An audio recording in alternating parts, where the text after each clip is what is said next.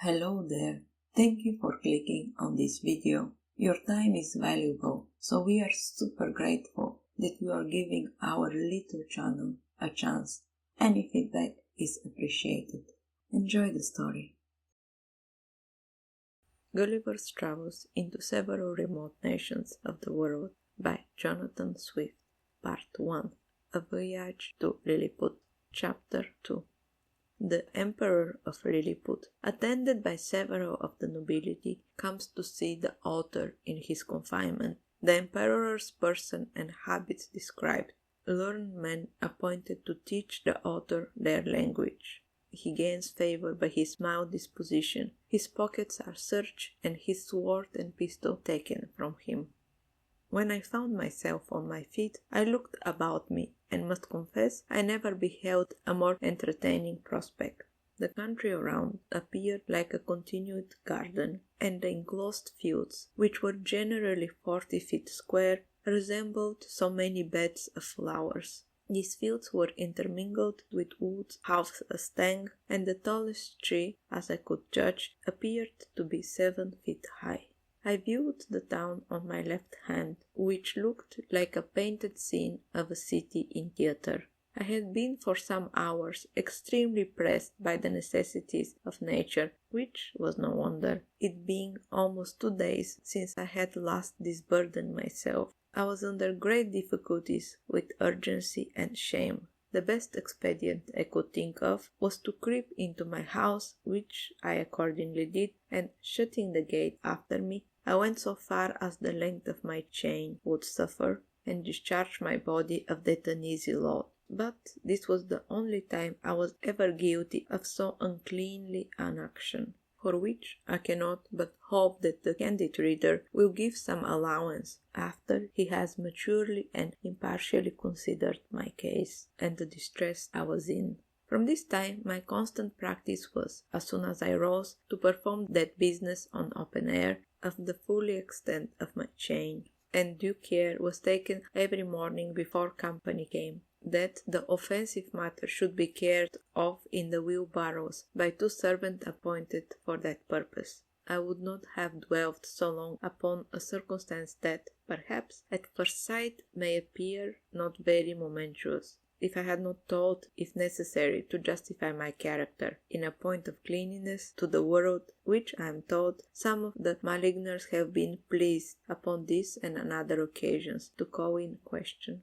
When this adventure was at end, I came back out of my house, having occasion for fresh air.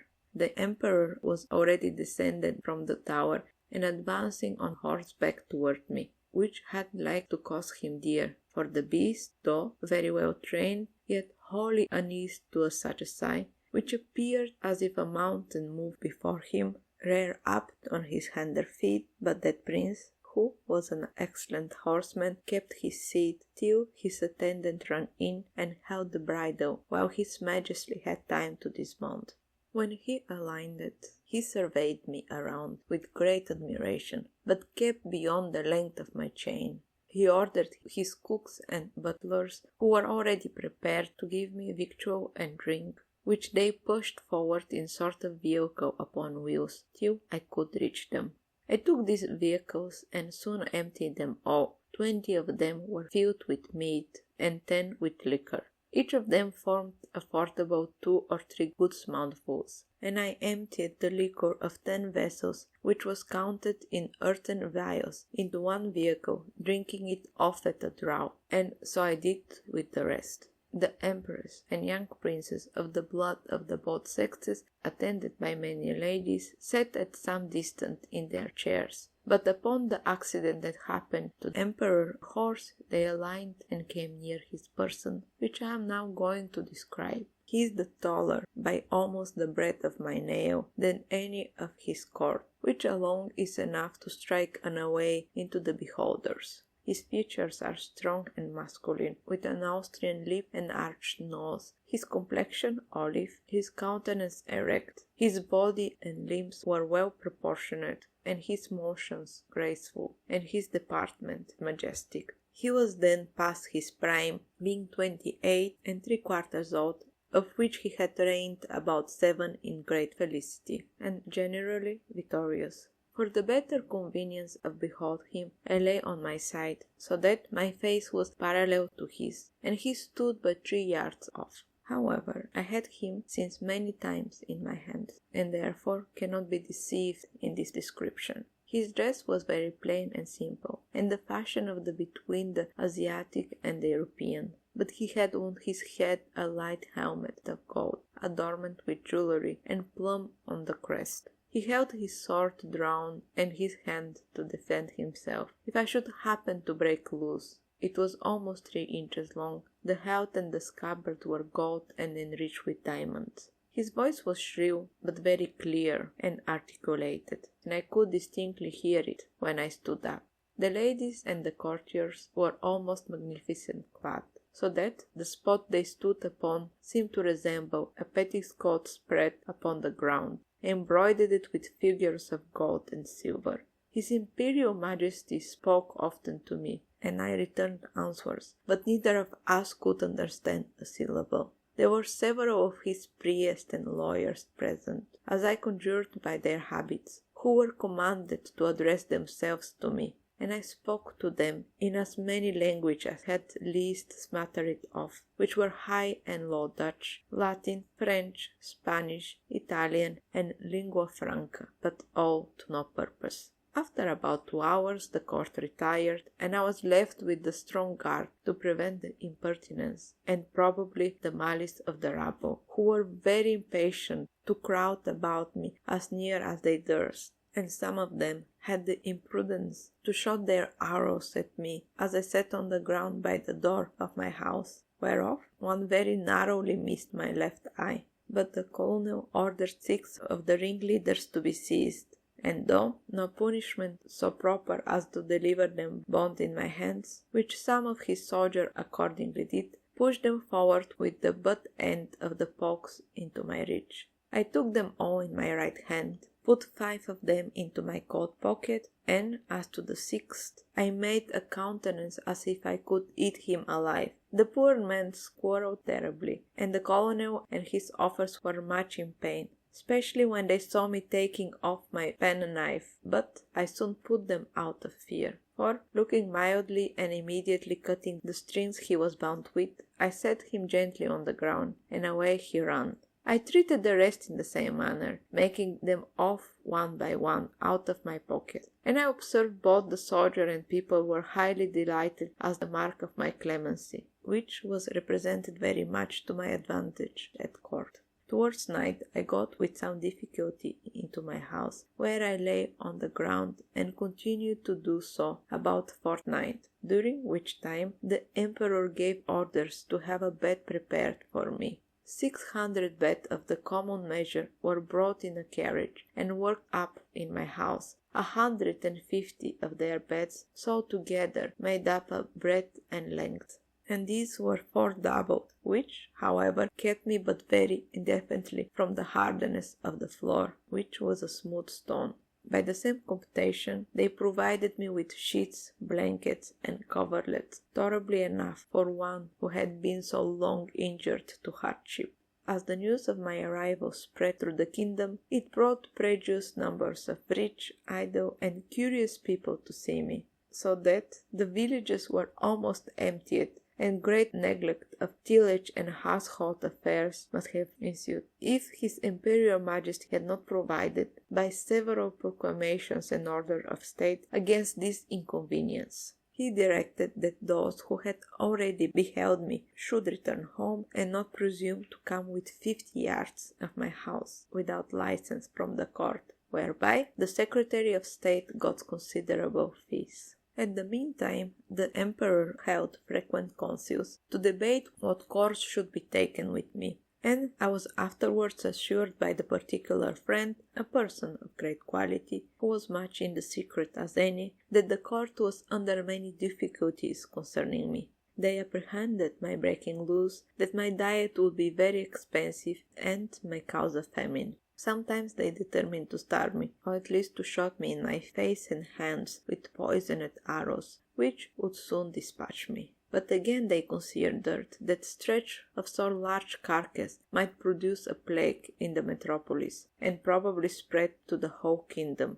In the midst of this consultation, several officers of the army went to the door of the great council chamber, and 2 of them, being admitted, gave an account of my behavior to the 6th criminal above mentioned, which made so favorable an impression in the breast of His Majesty and the whole board in my behalf that an imperial commission was issued out obliging all the villagers 900 yards around the city to deliver in every morning 6 beeves, 4 sheep, and other victuals for my sustenance, together with a proportionable quantity of bread and wine and other liquors, for the due payment of which His Majesty gave assignment upon his treasury. For this prince lives chiefly upon his own desmesnance, seldom except upon great occasions, raising any subsidies upon his subjects, who are bound to attend him in his wars at their own expenses. An establishment was also made of 600 persons to be my domestics, who had board wages allowed for their maintenance, and tents built for them very conveniently on each side of my door. It was likewise ordered that 300 tailors should make me a suit of clothes after the fashion of the court, that 6 of His Majesty great scholars should be employed to instruct me in their language, and lastly, that the imperial horses and those of the nobility and the troops of guard should be frequently exercised in my sight to accustom themselves to me. All these orders were duly put in execution, and in about 3 weeks I made a great progress in learning their language, during which time the emperor frequently honored me with his visit, and was pleased to assist my masters in teaching me. We began already to converse together in some sort, and the first words I learned were to express my desire that he would please give me my liberty, which I every day repeated on my knees. His answer, as I could comprehend it, was that this must be a work of time, not to be taught on without the advice of my council, and that the first I must lumus cumin passo dismarlon and posso. This is swear a peace with him in his kingdom. However, that I should be used with all my kindness, and he advised me to acquire by your patient and discreet behavior the good opinion of myself and my subject. He desired I would not take it ill if he gave orders to certain proper officers to search me, for probably I might carry about me several weapons, which might needs be dangerous things, if they answered the bulk of so prodigious a person. I said His Majesty should be satisfied, for I was ready to strip myself and turn up my pockets before him. This I delivered part in words and part in signs. He repeated that, by the law of the kingdom, I must be searched by 2 of his officers, that he knew this could not be done without my consent and assistance, and he had so good an opinion of my generosity and justice as to trust their person in my hands, that whenever they took from me should be returned when I left the country, or paid off at the rate which I should set upon them. I took up the 2 officers in my hand, put them first into my coat pockets, and then into every other pocket about me, except to my fobs, and another secret pocket, which I had no mind should be searched, wherein I had some little necessity that were of no consequences to any but myself. In one of my fobs there was a silver watch, and in the other a small quantity of gold in a purse. This gentleman, having pen, ink, and paper about them, made an exact inventory of everything they saw, and when they had done, desired I would set them down, that they might deliver it to the emperor. This inventory I afterwards translate into English, and is, word for word, as follows. Imprimis, in the right coat pocket of the great man mountain, for so I interpret the word Kinbus Frestrin. After the strictest search, we found only one great piece of coarse cloth, large enough to be a footcloth for young Majesty's chef room of state, and in the left pocket we saw a huge silver chest, with a cover of the same metal, which we, the searchers, were not able to lift. We desired it should be opened, and one of us, stepping into it, found himself up to the mud leg in sort of dust, some parts whereof flying out to our faces, set us both a sneezing of several times together. In his right waistcoat pocket we found a prodigious bundle of white thin substance, folded one over another, about the bigness of 3 men, tied with a strange cable and marked with a black figure, which we humbly conceived to be writings, every letter almost half as large as the palm of our hands. In the left there was a sort of engine, from the back of which were extended 12 long poles, resembling the palisadoes before your Majesty's court, wherewith we conjured the man mountain combs his head, for we did not trouble him with questions, because we found it a great difficulty to make him understand us. In the largest pocket, on the right side of the middle cover, so I translated the word ramful, by which they mean my breeches. We saw a hollow pillow of iron about the length of a man, fastened to a strong piece of timber, larger than the pillar, and upon one side of the pillar were huge pieces of iron sticking out, cut into strange figures, which we not know what to make of. In the left pocket another engine of the same kind. In the smaller pocket on the right side were several round flat pieces of white and red metal of different bulk. Some of the white, which seemed to be silver, were so large and heavy that my comrades and I could hardly lift them. In the left pocket were 2 black pillars, irregularly shaped. We could not, without difficulty, reach the top of them, as we stood at the bottom of his pocket. One of them was covered, and seemed all of a piece, but at the upper end of the other there appeared a white round substance, about twice the bigness of our heads. Within each of these was enclosed a prodigious plate of steel, which by our orders were obligated him to show us, because we apprehended they might be dangerous engines. He took them out of their cases and told us that in his own country his practice was to shave his beard with one of these and cut his meat with the other. There were 2 pockets which we could not enter. These he called his fobs. There were 2 large slits cut into the top of his middle cover, but squeezed closed by the pressure of his belly.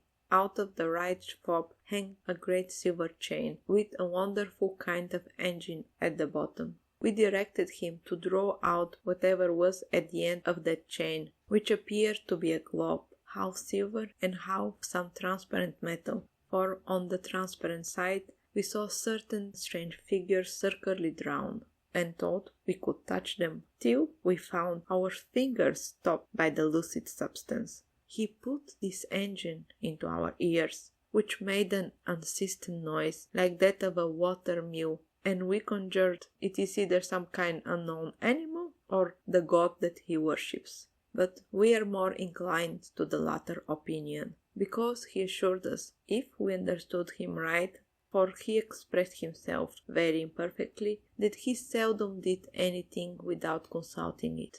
He called it his oracle, and said it pointed out the time of every action of his life.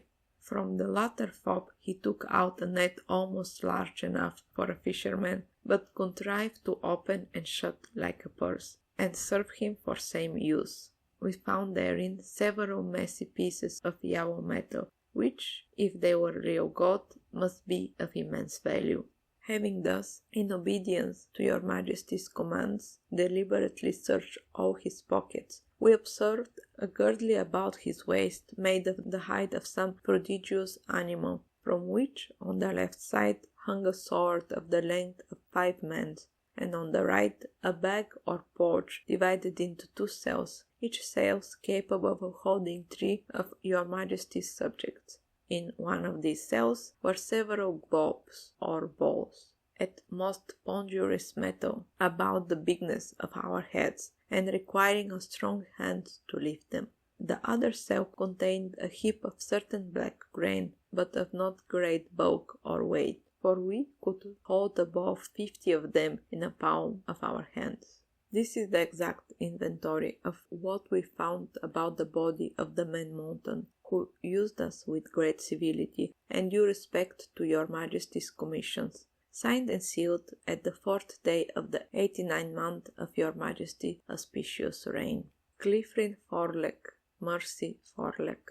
When this inventory was read over to the emperor, he directed me, although in very gentle terms, to deliver up the several particulars. He first called upon my scimitar, which I took out, scrapped and all. In the meantime, he ordered 3,000 of his choicest troops, who then attended him, to surround me at a distance, with their bows and arrows just ready to discharge. But I did not observe them, for my eyes were wholly fixed upon his majesty. He then desired me to draw my scimitar, which, although it had gone some rust by the sea water, was, in most parts, exceeding bright. I did so, and immediately all the troops gave a shout, between terror and surprise, for the sun shone clear, and the reflection dazzled their eyes, as I waved the scimitar to and from my hand. His Majesty, who is the most magnificent prince, was less daunted than I expected. He ordered me to return it to the scabbard, and to cast it on the ground as gently as I could, 6 feet from the end of my chain. The next thing he demanded was one of the hollow iron pillars, by which he meant my pocket pistols. I drew it out, and at his desire, as well as I could, expressed to him the use of it, and charging it only with powder, which, by the closeness of my pouch, happened to escape wading into the sea, an inconvenience against which all prudent marines take special care to provide. I first counted the emperor not to be afraid, and then I let it off in the air. The astonishment here was much greater than at the sight of my scimitar. Hundreds fell down as if they had been struck dead, and even the emperor, although he stood his ground, could not recover himself for some time. I delivered up both my pistols in the same manner as I had done my scimitar, and then my pouch of powder and bullets, begging him that the former might be kept from fire, for it would kindle with the smallest spark and blow up his imperial palace into the air.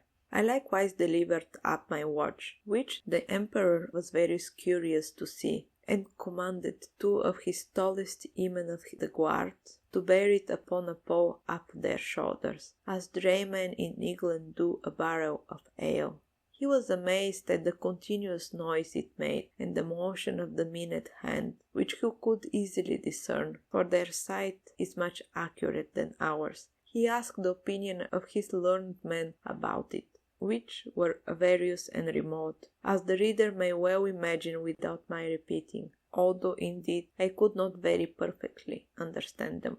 Then I gave my silver and copper money, my purse with 9 large pieces of gold and some smaller ones, my knife and razor, my comb and silver snuff box, my handkerchief and journal book. My scimitar, pistol and pouch were conveyed in carriage to His Majesty's store, but the rest of my goods were returned to me. I had, as I before observed, one private pocket, which kept their search, wherein there was a pair of spectacles, which I sometimes use for my weakness of my eyes, a pocket perspective, and some other little convenience, which, being of no consequence to the Emperor, I did not think myself bound to honor to discover, and I apprehended they might be lost or spoiled if I ventured them out of my possession. Thank you for listening. Please subscribe, and if you like it, please leave a comment. Bye for now.